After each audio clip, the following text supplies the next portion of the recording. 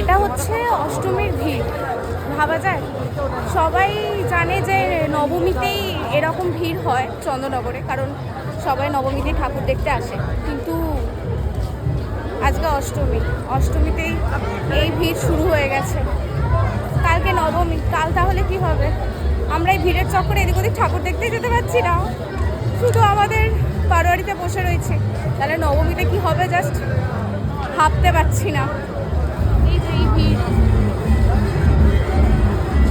নিজের বারোয়ারিতে ঢুকতে অবধি পাচ্ছি না, এতটাই ভিড়।